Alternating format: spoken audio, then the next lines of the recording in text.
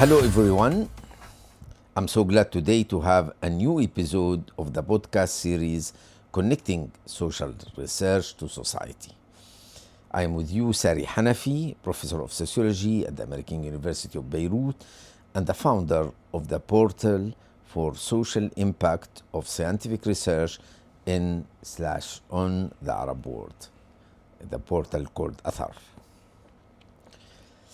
Today, I'm really so honored to have a colleague and a friend, Ohannes Geukjian. Hello, Ohannes. Hi, how are you? Thank you. Fine. Ohannes is a Lebanese-Armenian professor of comparative politics and conflict resolution. He received his BA and MA in international relations from AUB and was awarded the PhD in Peace Studies from the University of Bradford in UK in 2005. His research interests include nationalism, ethnic conflict, peace building, and Middle East politics. Currently, I cannot say currently Ohannes is working on something because he is amazing. You will see he already have 7 books. So before saying what is currently is working, let me just bring some titles like his recent book. It's about state failure in Lebanon, causes and implication, just published. The earlier one, Ethnicity, Nationalism and Conflict in the South Caucasus,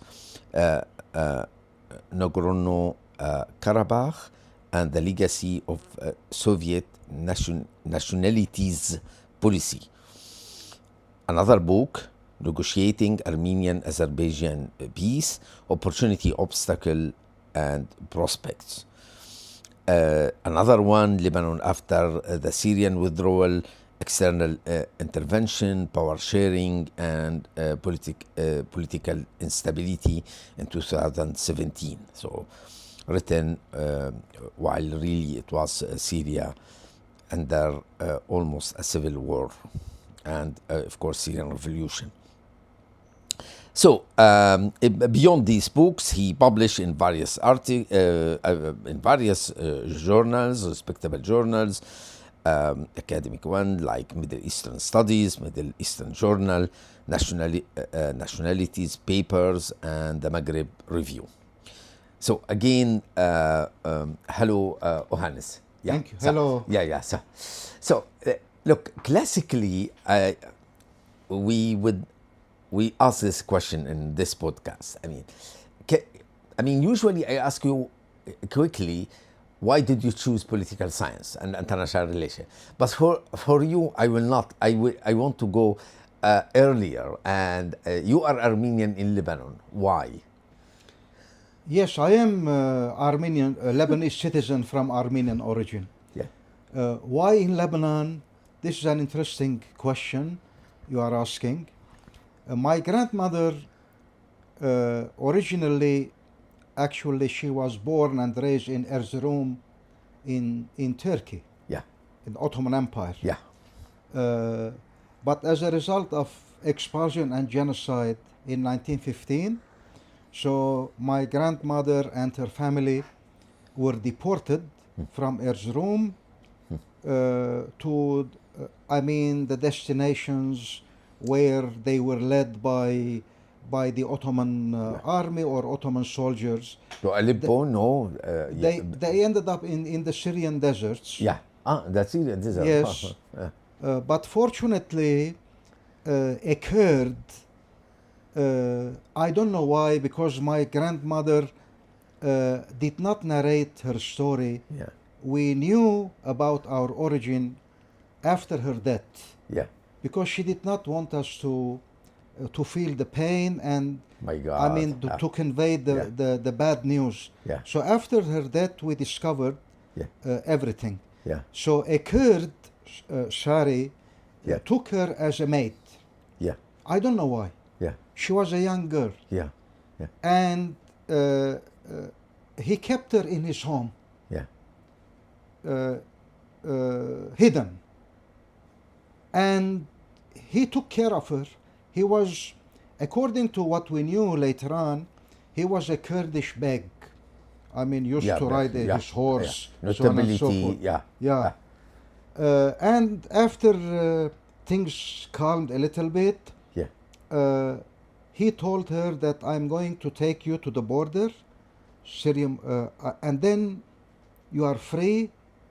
Go to wherever you want. I mean, and that was actually what happened. He took her to the border, and then she in Syria, and then I mean later on she established a family, and then my family came to Lebanon in the 1930s. Yeah, it's very early. So that was how I was born here in Lebanon and raised here. Lebanese citizen from Armenian origin. I see. And Burj Hamoud, or not because the main Armenian community quarter is in Burj. So Burj Hamoud, Ashrafiyya later on. But initially we lived in downtown here, Zaytuna. At Zaytuna, now it is the Zaytuna Bay. Our home was at Mina al-Husn.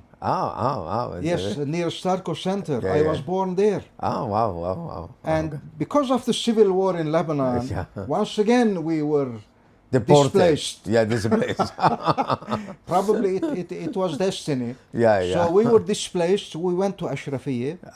And then from Ashrafiyya to Burj Hamoud, and then to Antelias, and now I live in Antelias, where I got married and established family.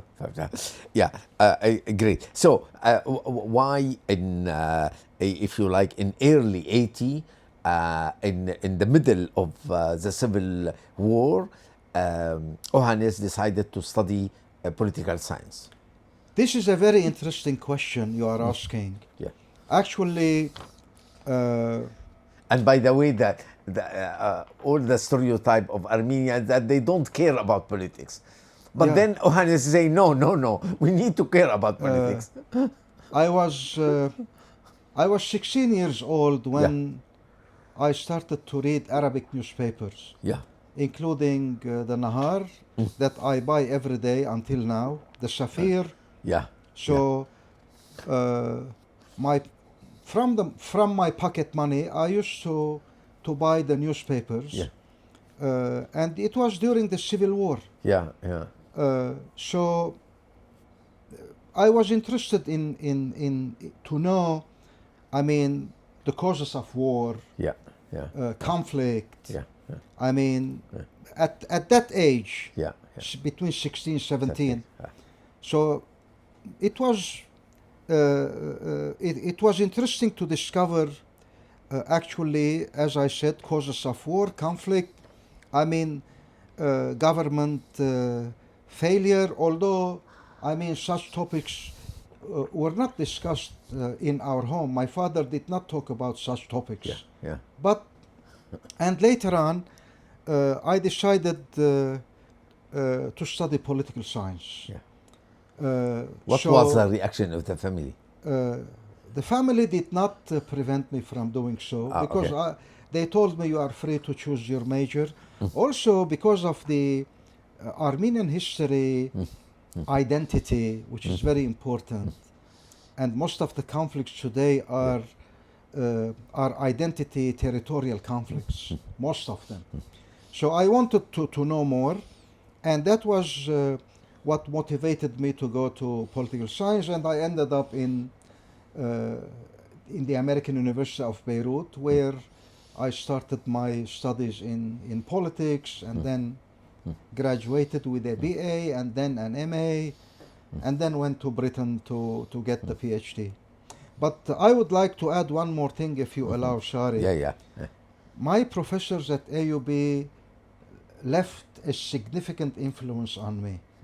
And I can mention some of them as far as I remember. For example, Yusuf Ibish, yeah. he taught me Islamic institutions. And he used to enter to class without notes, without books. Iskandar. And somebody told me Walid al-Khaldi used to do the same. That he entered without, it's much earlier. Yeah. Walid, not Walid Khalidi. Oh, Walid Khaldi. Walid Khalidi was here when I was a student. Ah, really? Ah, yes. yeah. Ah, wow. And he left quickly, but he was here when I was a student. Okay. So Marwan Buhairi. Ah, wow. Yeah. He taught me history. History. And who else? Nafhat Nasser. He taught me international organizations. Kasharwani at that time. Yeah. Maroon Kasharwani.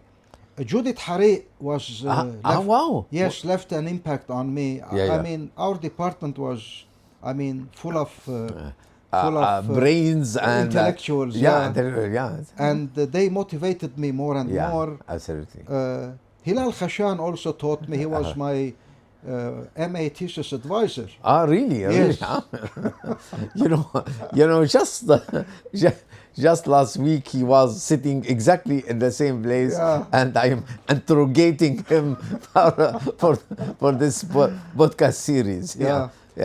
So these professors left an impact on me. And that was one of the reasons why I decided to go to the MA program.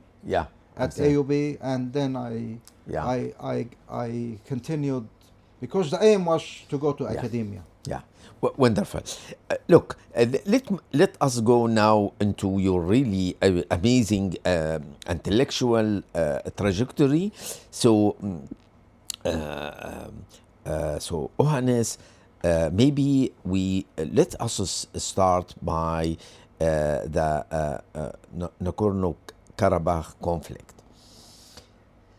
And and it's a very interesting that in your book you stop really and you give amazing information about the Soviet Union, how this period shaped this conflict, how it shaped the identity, the Azerbaijani, the Armenian as well.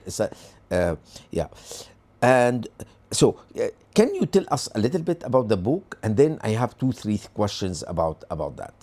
All right.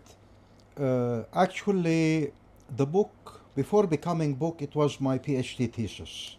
Okay. And then I transformed it to a book. It was the first book that was published. I was supervised by a British professor who was an expert in Soviet affairs. Oh, very good. Yes.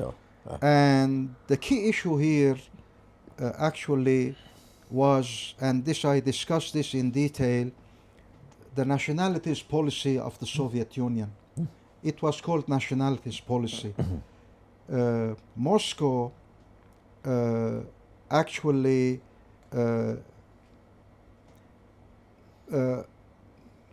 always tried to ignore that there was a nationalities problem in the Soviet Union identity.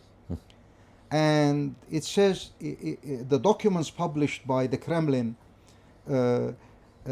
emphasized that all peoples were brothers because of the ideology of communism, so on and so forth, and therefore they share the spaces and the economy and everything, and therefore there was no nationalities conflict in the Soviet Union.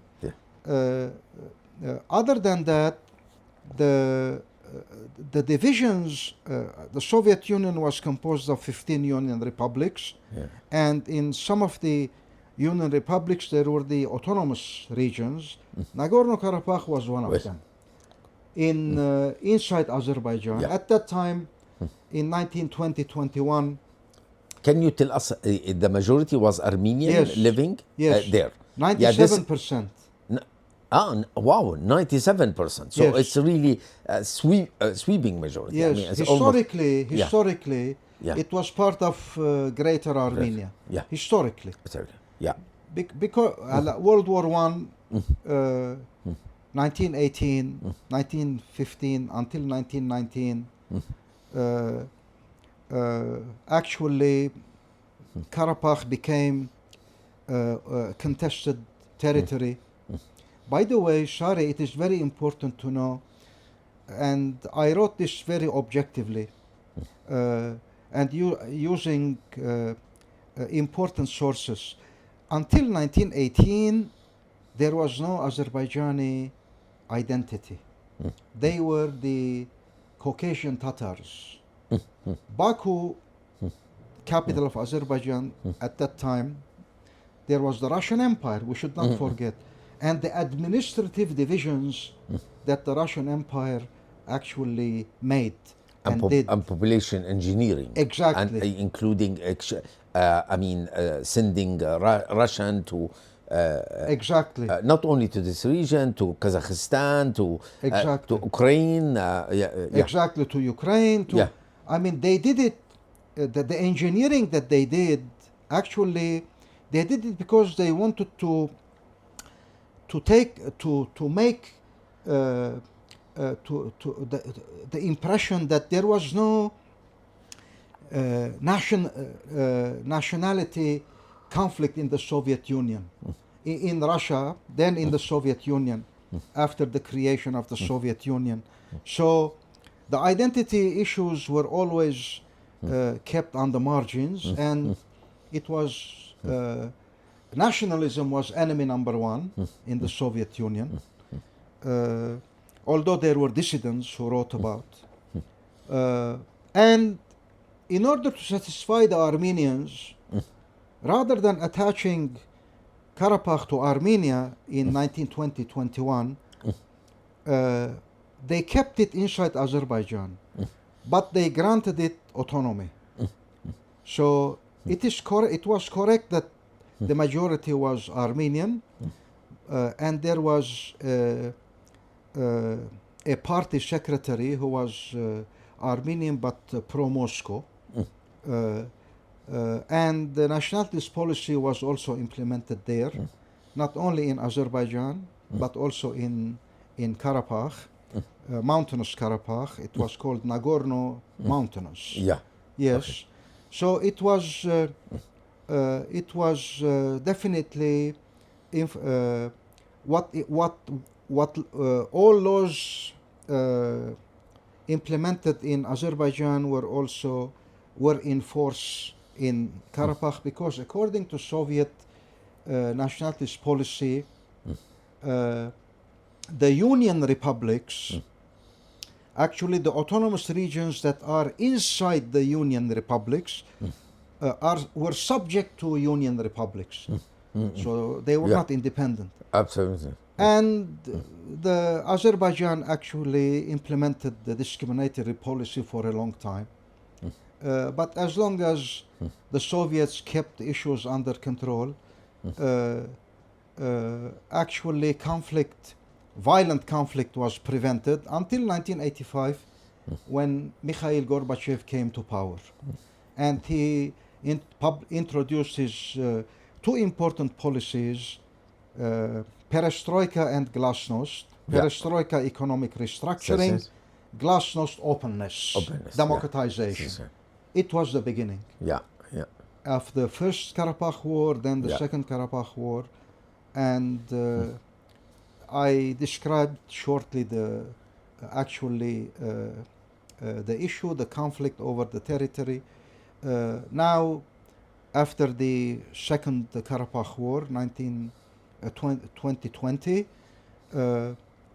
Azerbaijan retook Nagorno-Karabakh, because in the first war, the Armenians separated from Azerbaijan and declared independence, although it was not recognized. And that situation lasted for 30 years, until the second war, when Azerbaijan actually retook Karabakh, because it was inside the territorial borders of Azerbaijan, and international law was and has been in favor of Azerbaijan. Yeah. Yes. And the Ukraine conflict actually, had there been no Ukraine conflict, probably Azerbaijan would have not dared to attack and retake Karabakh because Russia was preoccupied. Yeah, in Ukraine. actually, all your books, I mean, the geopolitics show how Right. impactful Right. in this conflict. Geopolitics, and here is where the role of social sciences and humanities come, Yeah, by yeah. the way. Yeah. I mean, in order to understand what happens around us and what has been happening and what had happened, I mean, we need to study geography, human geography, law, history, language, religion. I mean, disciplines that belong to social sciences and humanities, in order to understand the roots of the conflict, of conflicts around us in the Middle East and beyond. Mainly we are interested in the Middle East, but also the same applies to elsewhere. Yeah, I absolutely. mean, so here, and this is, if you allow me to add one more thing here, I mean, actually, the British Academy, it was in 2023, and this is recent, actually created a plan that it was to last until 2027, bringing into attention the key role of the social sciences and humanities in order to understand the challenges that we face in this world. I mean, one other example why, I mean, social sciences and humanities actually intervene here in order to understand conflict, war, violence, genocide, whatever. I mean, the challenges that we face in this world. Another example is Horizon 2020, the project by the European Commission that emphasized once again, the role of the social sciences and humanities, and that there should be funding to social science research rather than providing limited funding, because the result of that research was expected to be integrated into educational curriculum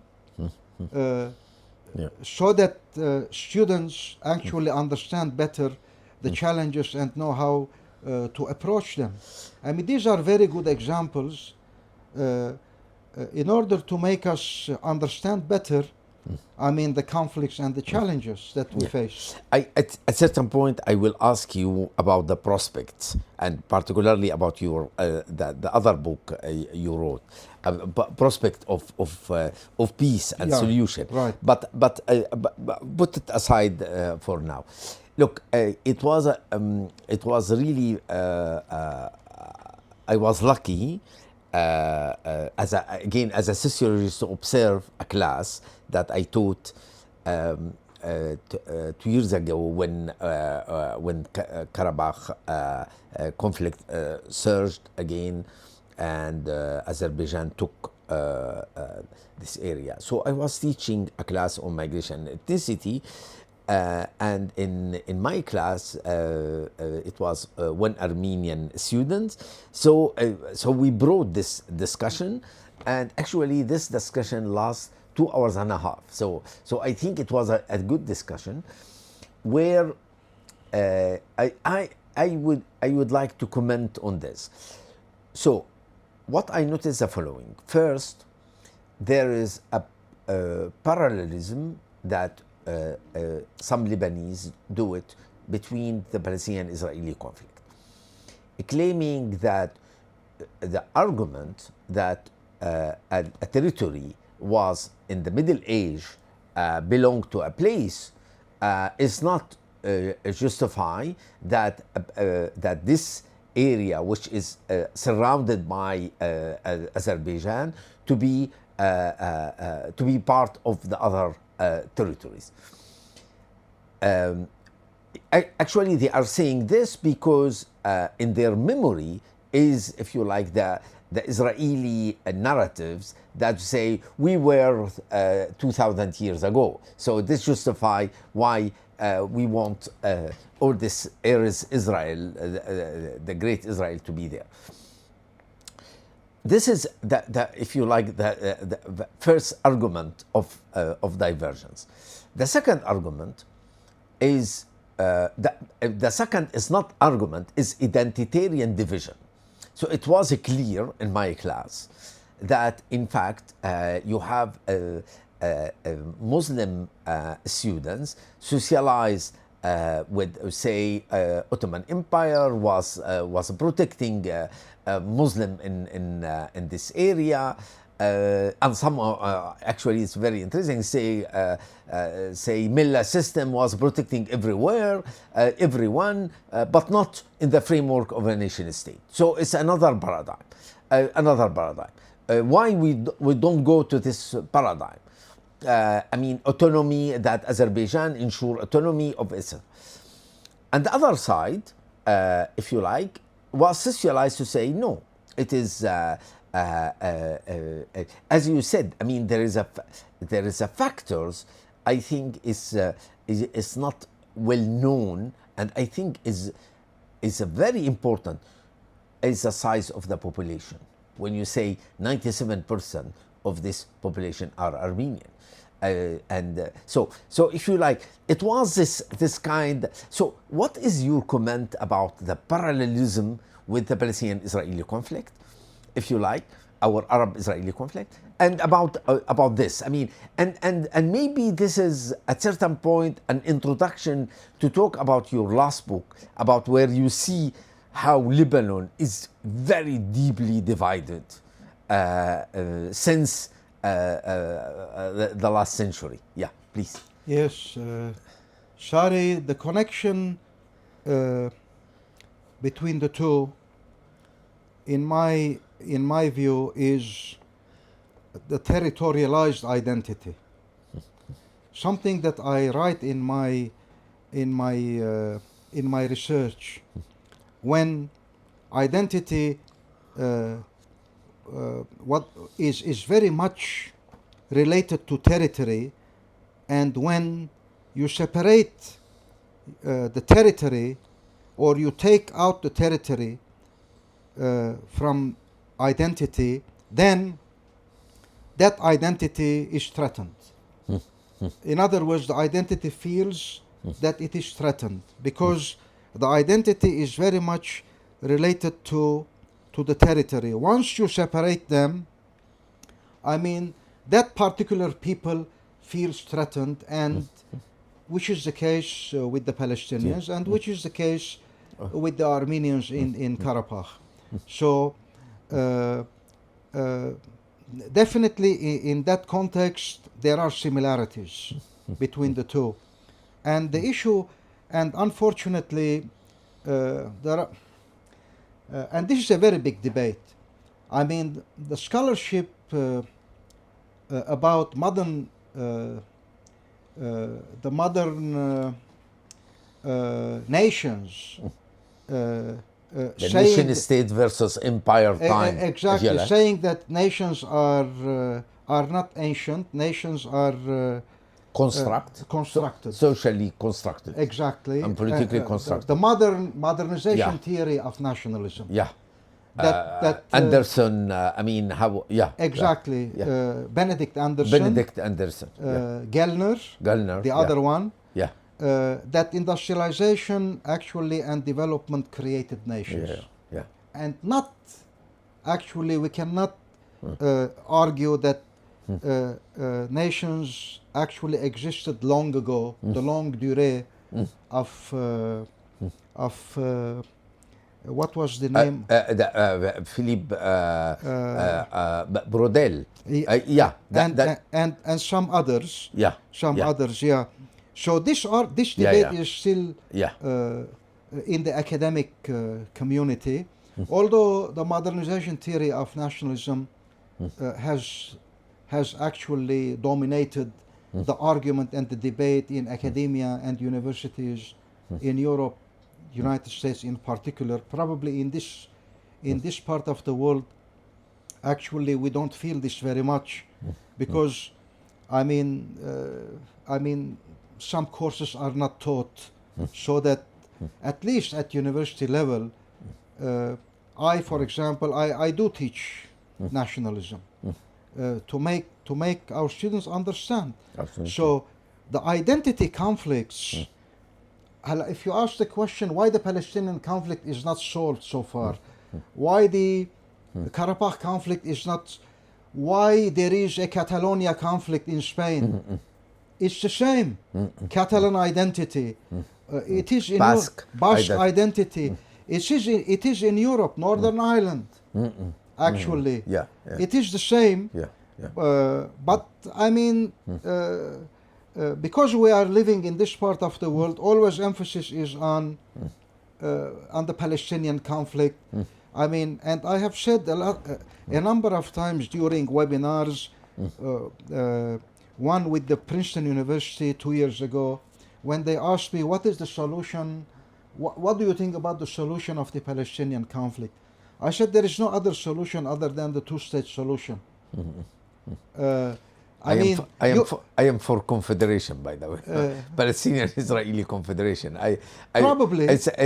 It's unfortunately it's the continuous settler colonialism in West Bank and Gaza, at least. I'm not talking, etc. It make it no territorial antiguities for the Palestinians. Now it's absolutely it's ILO's. The division. Yeah, the division. So, but exactly. I mean, but actually, the Palestinian-Israeli confederation need a basic two-state solution. By the way, but you need a shared aspect: Jerusalem, water, etc., etc. Yeah. Right. So it's but basically two-state solution. Yeah. You need to satisfy the identity. Yeah. Otherwise, you cannot solve the conflict. I mean, the conflict will last forever, and probably there will be no solution. It is correct that actually Palestine is occupied. Displacement still happens. For example, settlements, so on and so forth. On the other hand, Armenians were deported. It was a second genocide. They were deported from Karabakh, forcibly deported from Karabakh, and the international community watched. Russia was there, did not intervene because it was preoccupied in Ukraine. Can you tell us the number of population? 120,000. Between 120,000 and 150,000. Yeah. But I think the 120,000 is more accurate. Yeah. Yes. So they were forcibly deported. And after deportation, definitely Azerbaijan not only took the territory, but Azerbaijan now is destroying the cultural heritage, the churches, the institutions, the whatever it is Armenian, erasing. There was a very nice article, few months ago, cultural erasure in Nagorno-Karabakh. I mean, erasing everything so that there is no nothing shows that the Armenians lived there. But this didn't, in my view, no matter what such governments do, the conflict will remain conflict. No matter what is happening, let's say in Gaza, Palestine, this will not solve the conflict. So these are the parallels. Yeah. You cannot solve it in this way. You need to find actually potential solutions. A while ago you said confederation. Some commonalities that the two peoples can coexist together. And these commonalities probably are there, but governments don't like to to invest in them so that the conflict is addressed. And here again, actually, the key role of social sciences and humanities. Definitely, because if we do not understand human geography, identity, war, religion, conflict, that are all disciplines, all parts of the humanities and social sciences, it will be very difficult to address the challenges that we face in the world, because absolutely, I mean absolutely, because this world has become interconnected. Absolutely. I mean, we are not living in an island. Yeah,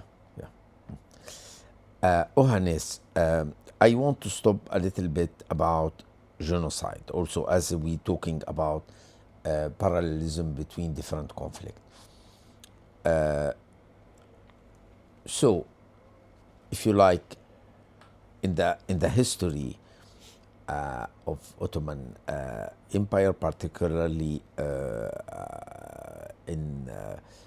when in the time of Ataturk, it was a genocide against Armenians, and nevertheless, the world was divided. The world, I mean, it said Turkey denied this. If you like, in the Arab world, we don't talk about a genocide. If I take the what Human Rights Watch, Amnesty International, the Israeli Human Rights B'Tselem, the Israeli human rights organization called Physicians for Human Rights, Fédération Internationale de Ligue des Droits de l'Homme, all, among others, but I mean, this is the rapporteur for UN, they consider the Israeli what they did in Gaza as a genocide. And nevertheless, I can tell you, I travel a lot and give a talk in Europe. It's rarely you hear this word. I mean, unless you are among activists, etc., they use an euphemism like the unfortunate situation in Gaza or something, but that's it. I mean, they don't want to qualify it, if you like, or the war on Gaza. I mean, a neutral war in Gaza. I mean, war by whom, etc. Okay, so, and I would say the difference between the Armenian genocide and the Palestinian genocide, that one was the last one is broadcast graphically in our TV every day, and nevertheless, I would say there is a denial. So, what is your comment, if you like, of politics of naming conflict, and what we can learn from the denial of Armenian genocide, if you like, for what is going on now, of denial of the Israeli genocide, if you like, yeah, or the Palestinian genocide by the Israelis, or the Gazan, by, yeah. So what kind of? There are many pieces of research published about the Armenian genocide. Taner Akşam is one of the best sources who actually decoded the telegram that Talat Pasha at that time sent to his army in order to the generals, in order to execute the genocide.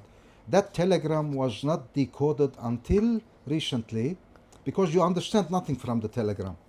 And I have the book, I can give you a copy of Taner Akşam's book. Yeah. We invited him to AUB to deliver a lecture a few years ago, and he came.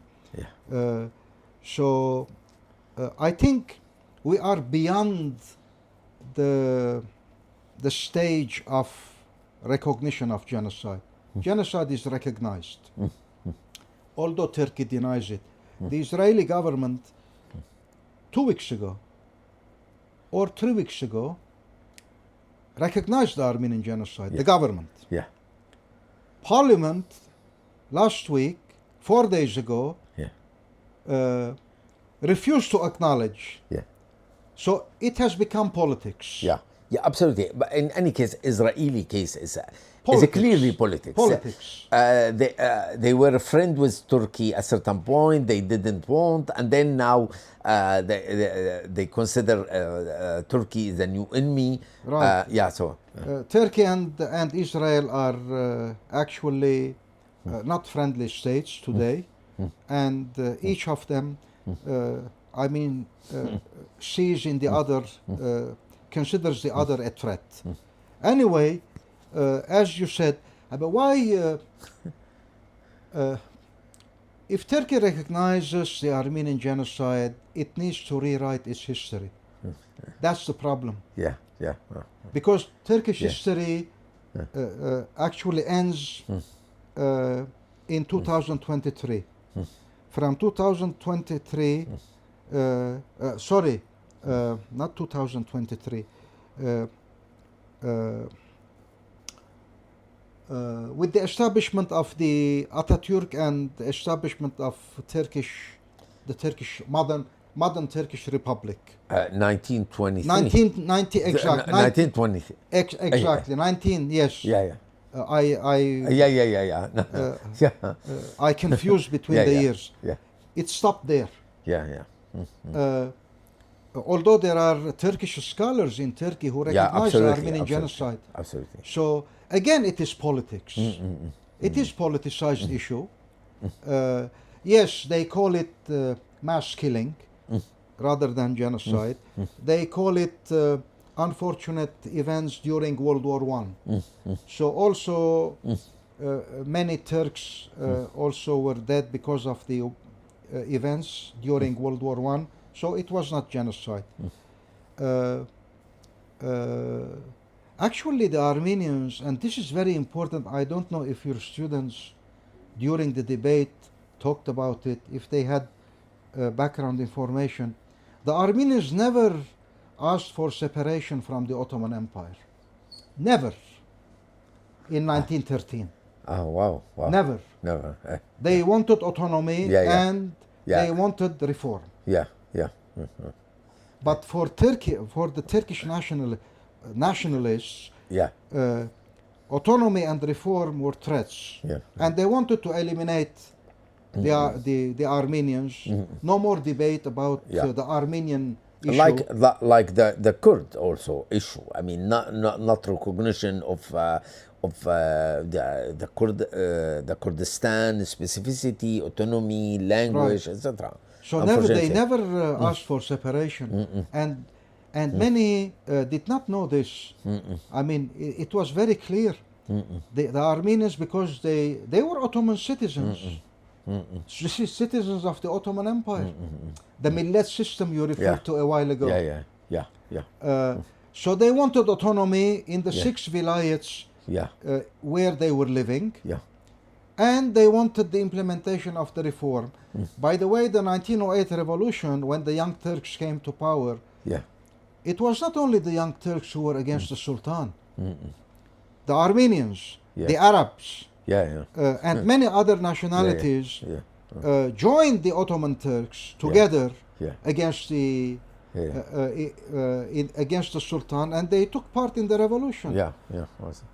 In the expectation that the Young Turks will implement the reforms and will satisfy the minorities. They did the opposite after they captured power. Actually, they did some reform, the Tanzimat and but I mean not territorial. Not territorial. Land. Sorry, land is was the key issue. Absolutely. Yes, land reform. Okay. And they did not. Actually, the relations between the Armenians and the Young Turks started to deteriorate in 1913. And the famous meeting in Salonika at that time, before 1915, although the genocide started in 1915, there was a famous meeting at Salonika, where the Young Turks made the decision to exterminate the Armenians. It was secret, but then actually it was revealed that the decision was taken there. Yeah, let us move to another chapter where, for me, it's really very important is your focus about Lebanon as a failed state. If you like, looking to your last book, what for me is a very interesting is you are, compared to scholar I read about sectarianism in Lebanon, where they put emphasis on 70s civil war, and maybe some they see the failed state started from 2018, where the collapse of Lebanese lira, etc. You, Ohannes, you say no. In fact, and actually, and this is maybe one question, whether Shihab was an exception in this last 100 years. We celebrate in Lebanon, if you like, 100 years of a great Lebanon. Okay, but for you, it's 100 year commemorating the lack of a state, if you like, including in the. My question to you, including in the time of Shihab, do you think that Shihab was an exception or no? Shihab, yeah.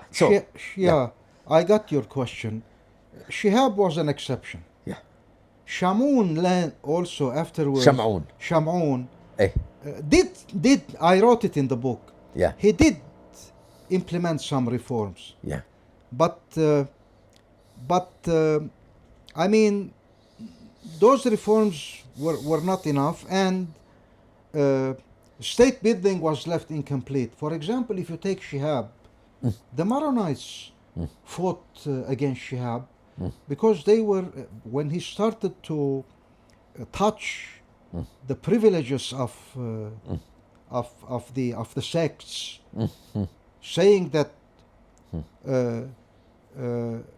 the state the conception of the state should predominate rather than, sectarian interests, so on and so forth. They fought him.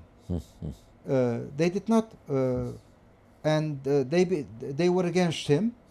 And when his associates actually proposed to him to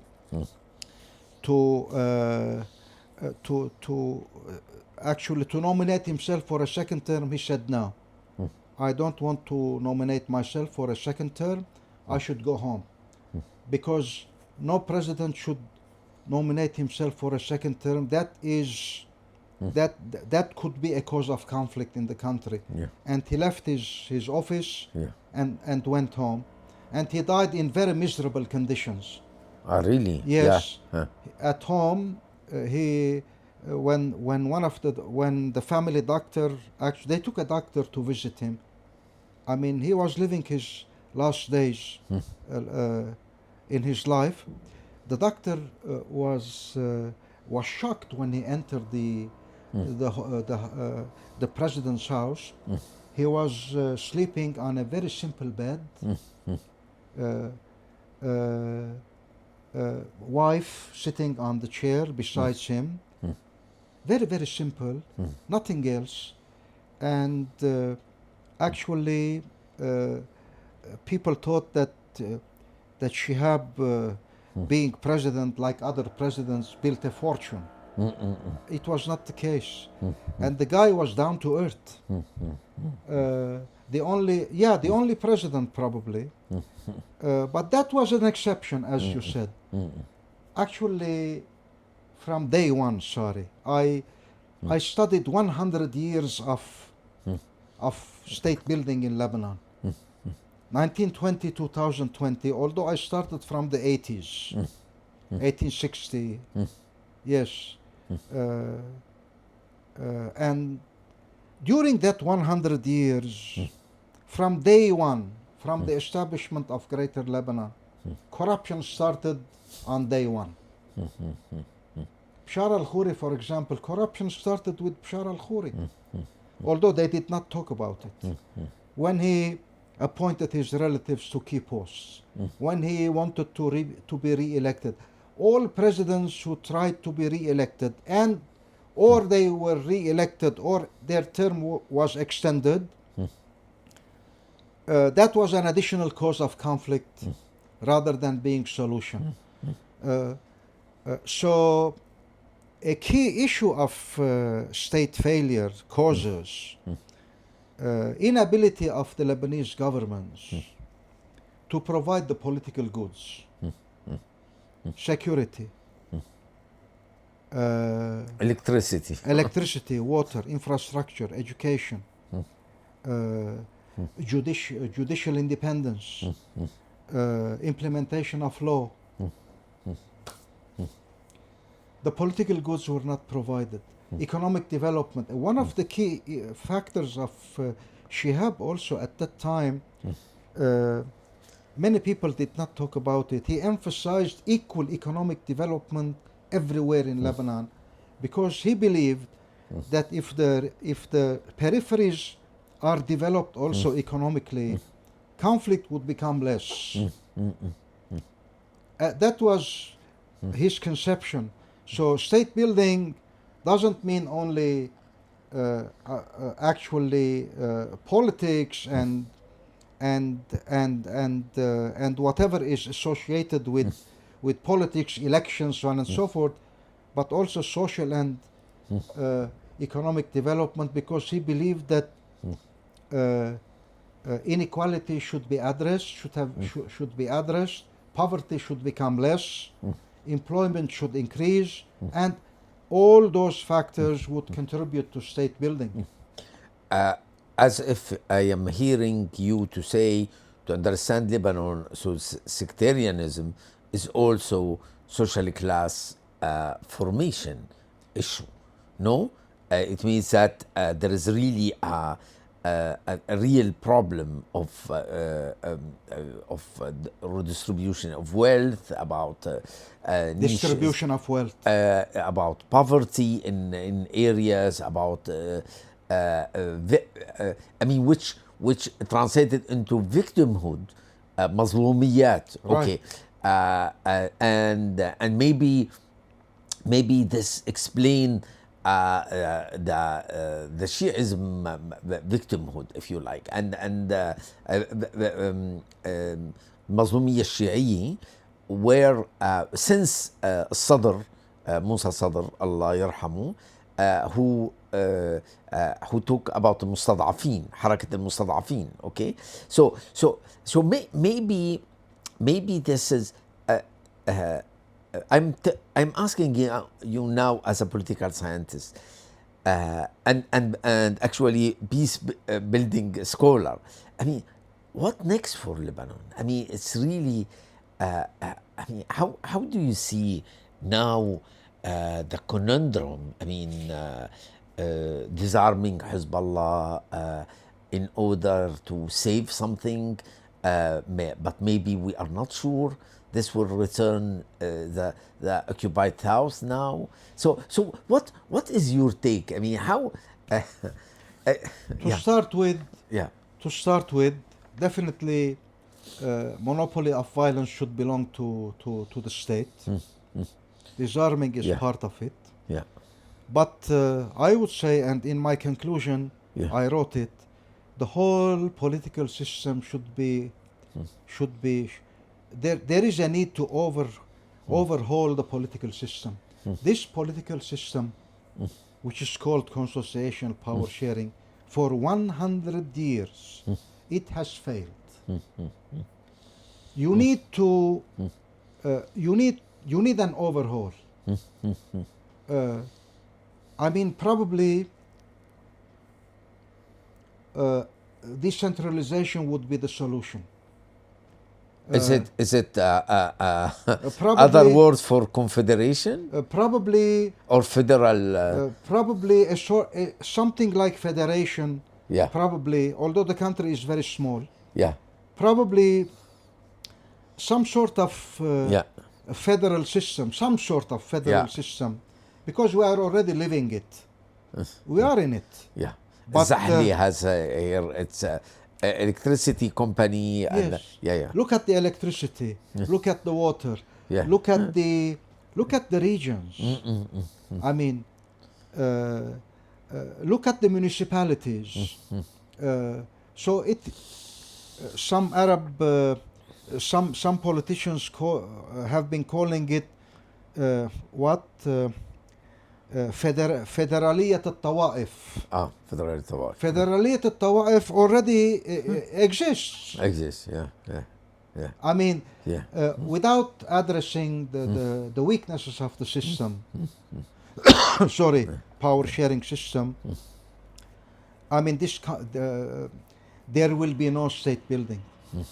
Also, in addition to this, I said in my book, providing the political goods are essential. You need an independent judiciary, not politicized. You need to address sectarianism. Khalas. Sectarianism is enemy of the state. Absolutely. I mean, Absolutely. either we are equal citizens of Lebanon or we are not equal citizens of Lebanon. I mean, including sectarianism, that should be they did not implement the Ta'if, but the Ta'if, according to me, is dead. Although, I mean, many politicians do not like to criticize the Ta'if, but since 1989, 1990 until 2026, it was not implemented. So either that's why I said overhaul of the state, of the system, sorry, of the system. Definitely. Also, institution building, sorry. Rule of law. Absolutely. I mean, It's a basic. I mean, rule of law is applied in some area, not applied in other areas. ما بيصير. يعني rule of law is a key issue. Scholars who wrote about the state, I mean, they made it very clear. Charles Tilly, for example. Yeah. I used him in my as a source. A state that lacks sovereignty is not a state at all.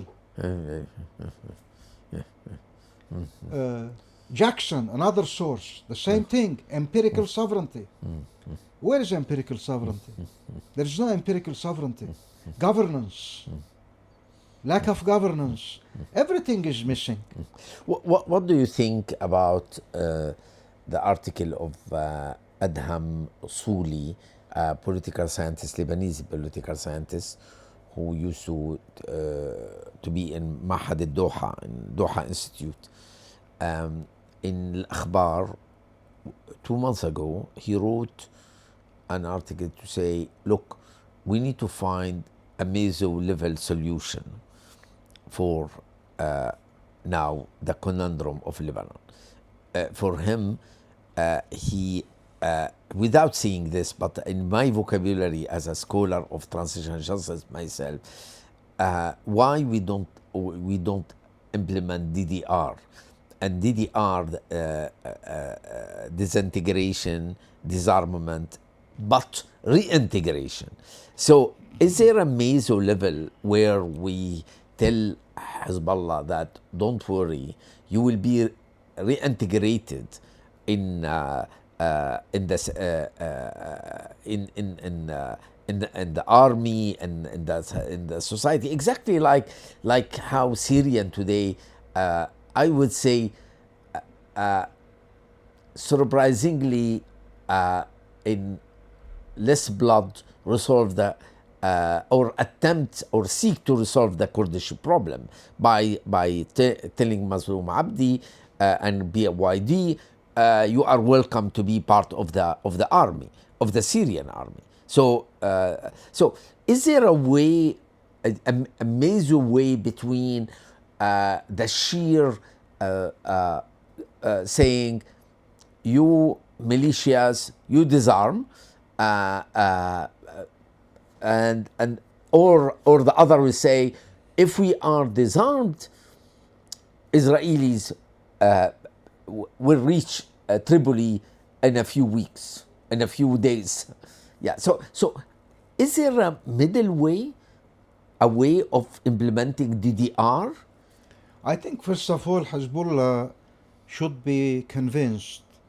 I mean, the problem is the ideological and religious depth of Hezbollah that is directly related to Iran.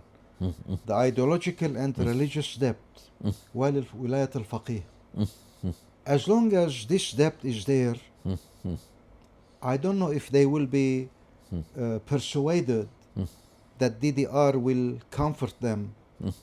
How you address that issue, Sari, first of all?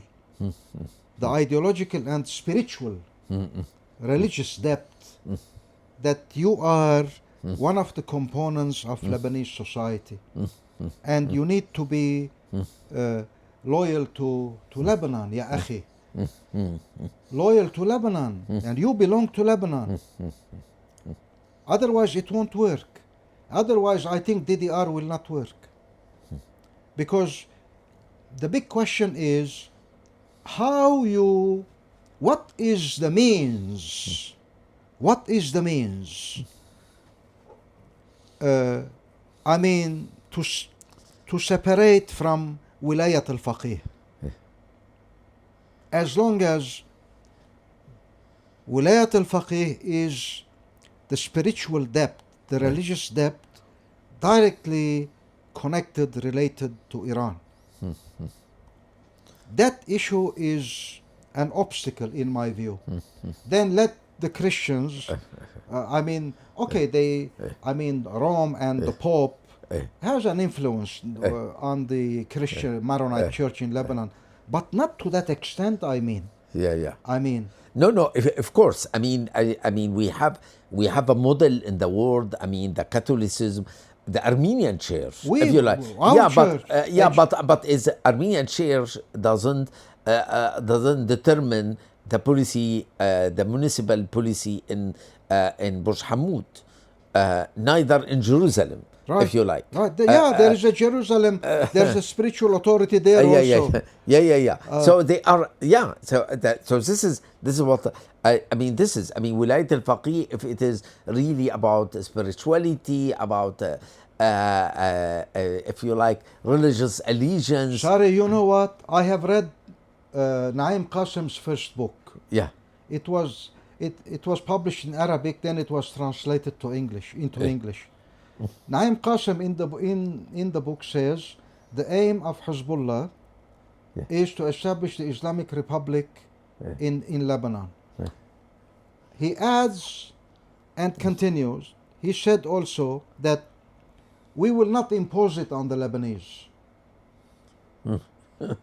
We are patient until, although it will not be implemented, we are patient until someday when the Lebanese are convinced that the Islamic Republic will be, should be established. This is, this will never be implemented, never be realized. طيب. He wrote it, I don't know how many years ago. If you listen to the speeches of Naim Qasim today, it's the same. طيب يا أخي, are you Lebanese a component of this society or not? Let us solve this issue first of all.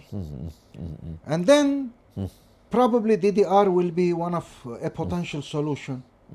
Definitely, you know, the other problem, sorry, that I emphasize in the book is nation building. Nation building has been incomplete because of the sectarian privileges and loyalties. Absolutely. We are not one nation. Absolutely. Every sect is a nation, is a people, sorry. You are a professor of sociology, and also we learn from you. Every sect has become a people. 18 الشعب. sects. Exactly. الشعب إذن شعوب. الشعوب. حازم صغير he has a book about شعوب لبنان. Exactly. شعوب لبنان. Exactly. كتاب, the peoples of Lebanon. Yeah. Where is the nation? Yeah. This is one of the questions that yeah. nationalism raises. I mean, in the standard sources. How we define the Lebanese nation? I think there is no such definition. You know, if I mean,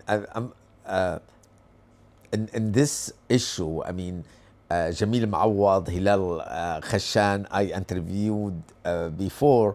I mean, and you, I mean, really, you are in the same page of pessimism. I mean, it's a bleak situation. Yes.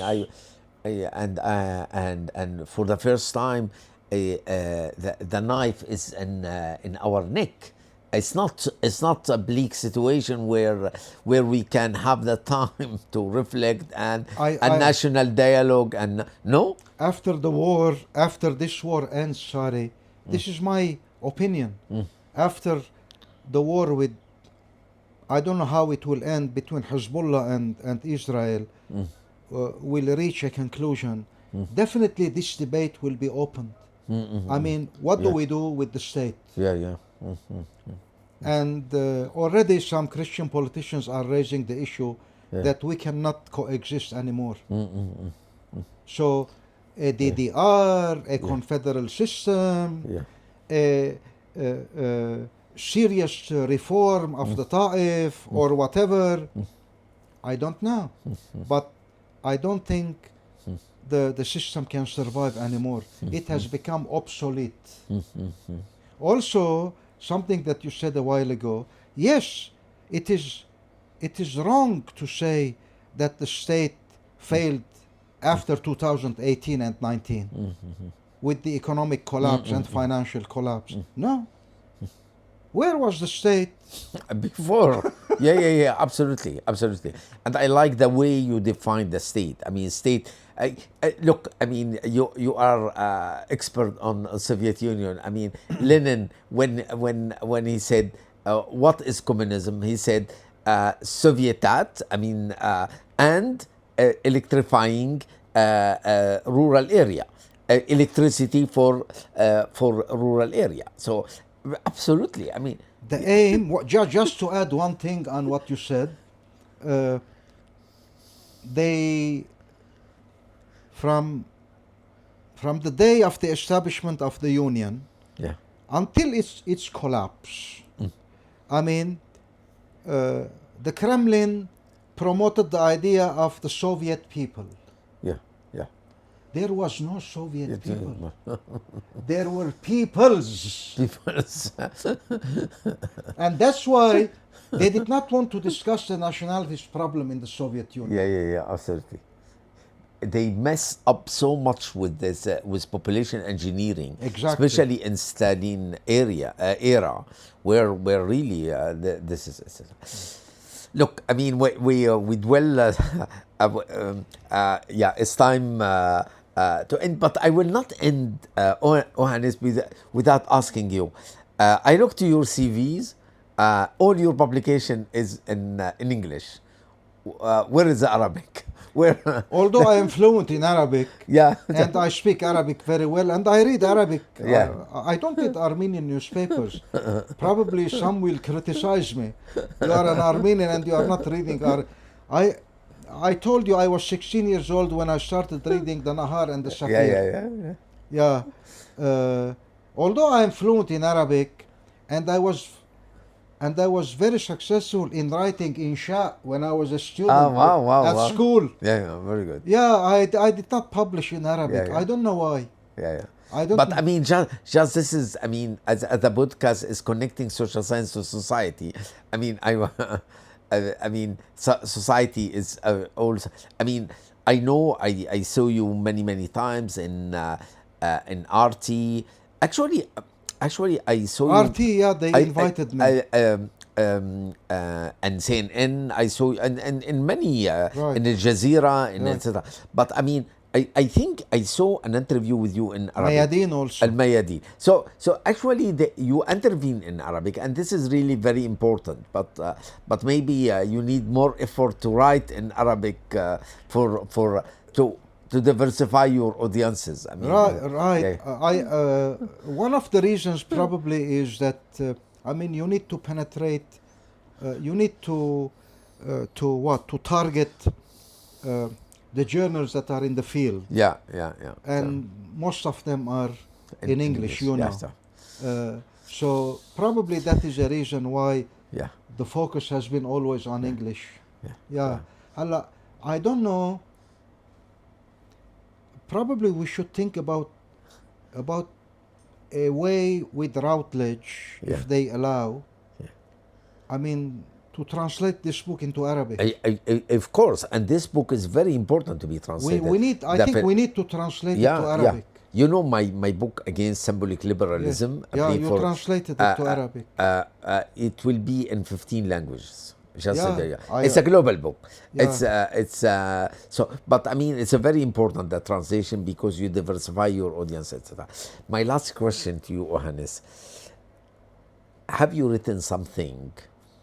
We are talking about really. You are almost from 90s to today, 35 years of research. Have you written something now you regret it, or you think that it was a mistake of thinking like this? What a researcher after 3 decades and a half? No. I did not regret. Yeah. I did not regret because I did not wrote about mythology, and I did not write. I did not write about expectations, so that later on you regret. Always, writing was the result of research. And I think what I said in my first book, Ethnicity, Nationalism, and then in the second one, negotiation, peacemaking, Prospect. I think those arguments still are valid. I don't know, had they if they had taken them into consideration, probably, I don't know, politicians usually do not like our ideas. They ignore academicians. Yeah. Yes. So you, when you say humanity and social science is very important, it's not only to be produced, but to be used. Exactly. Yeah. And particularly by civil society and politicians. Yeah. Exactly. Yeah. No, I did not regret. I did not regret. I think I still believe in the same actually ideas that I wrote about. Yes. And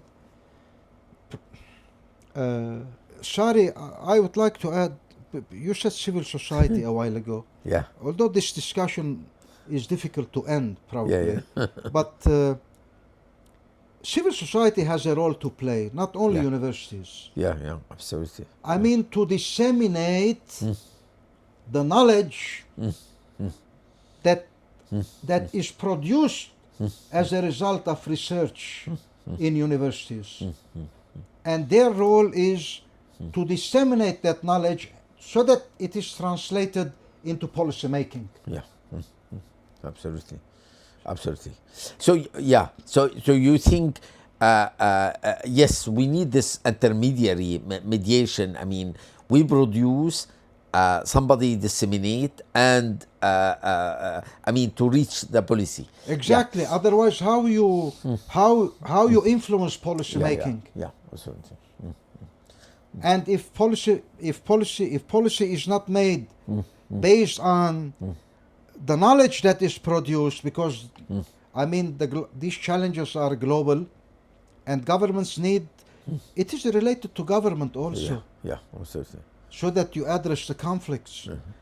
So if the produced knowledge in the social sciences and humanities are not translated or not, considered seriously in policy making, then nothing will change. Yeah, absolutely. Nothing will change. Absolutely. And as sociologists, I think you agree with me. Absolutely. Ohannes Geukjian, thank you so much for this wonderful talk, and thank you all for listening to this podcast, and hopefully to see you in another episode of the podcast connecting social science or social research to society. And goodbye. Thank you very much. Thank you, Salim.